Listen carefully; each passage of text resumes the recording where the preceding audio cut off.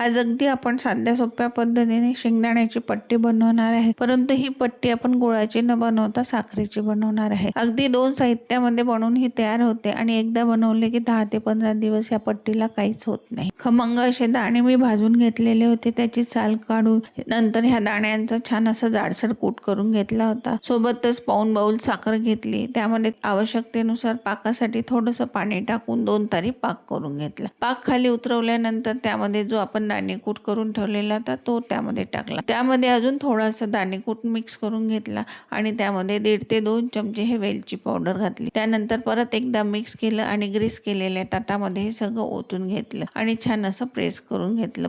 गरम असल्यामुळे हाताने प्रेस केल्या जात नाही, तर मी वाटीला छानपैकी असं तूप लावलं आणि त्यांनी हे छान असं प्रेस करून घेतलं। संपूर्ण ताटभर हे प्रेस केल्यानंतर गरम असतानाच याला हव्या त्या शेपमध्ये कापून घेतलं। तुम्ही बघू शकता की थंड झाल्याबरोबर ही पूर्ण पट्टी अशी निघून येते। शेंगदाणे खायला पौष्टिक असल्यामुळे उपवासाच्या दिवशी शेंगदाण्याचे अनेक पदार्थ हे करून खाल्ले जातात। तसेच घरात उपलब्ध असलेल्या केवळ 2 साहित्यातून अगदी साध्या सोप्या पद्धतीने अगदी झटपट अशी ही पट्टी तयार होते। आणि ही पट्टी बनवताना आपण साखरेचा 2 तारी पाक बनवलेला आहे, त्यामुळे ही लवकर खराबही होत नाही। तर छानपैकी मस्त हवाबंद डब्यात अशी भरून ठेवायची आणि उपवासाला हवी त्यावेळेस काढून खायची। तर कशी वाटली मैत्रिणींनो ही रेसिपी, तुम्ही देखील करून बघा आणि माझ्या चॅनलला लाईक, शेअर, सबस्क्राईब जरूर करा। धन्यवाद।